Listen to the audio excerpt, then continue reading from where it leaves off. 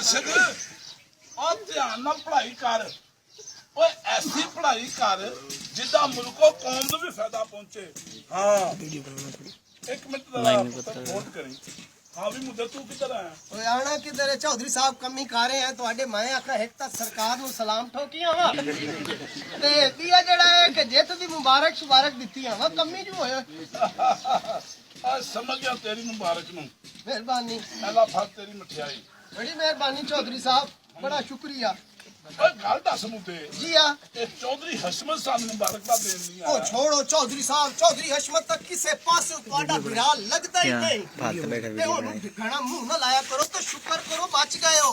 कोई उस तो तुहाडी फसलां नूं अग लावण दा प्रोग्राम बनाया। ओए मुझे और तन्नू पहले भी कहा कि मेरे भरा दी चुगलियां मेरे सामने ना करया कर। ओ मैं तां साईं ओदे ख्यालात तुहानू दसेंदा पई अगे जिवें जनाब दी मर्जी। चौधरी साहब ओ मैं सुनिया ओ तुहाडी हवेली ते कब्जा करन दा ही प्रोग्राम बनाई।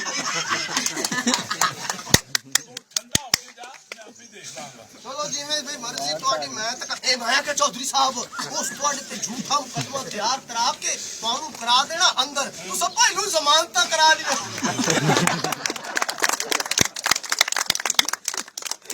दिमाग ना खपा मैं जमानता पे करा दूंगा। चाचा चलो ठीक है जी लगे जाने सा। ए भाया के चौधरी साहब वो तो जाता ही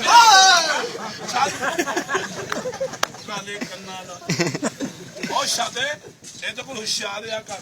ओए चौधरी साहब ए शैतान दी टूटी जे। ओए ਤੁਹਾਡੇ ਦੋਵਾਂ ਭਰਾਵਾਂ ਦੇ ਦਰਮਾਨ ਇੱਧਰ ਦੀ ਗੱਲ ਉਧਰ ਤੇ ਉਧਰ ਦੀ ਗੱਲ ਇੱਧਰ ਕਰਕੇ ਤੇ ਆਪਣਾ ਮਾਲ ਬਣਾਉਂਦਾ ਜੇ। ओ तू फिक्र ना कर सानू सारी गल्लां दा पता है।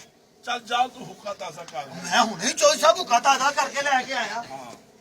हाँ भी अरशद पुत्र ओ जेड़ी तू मकई दी फसल ते सच कीती बड़ी बाकमाल कीती है।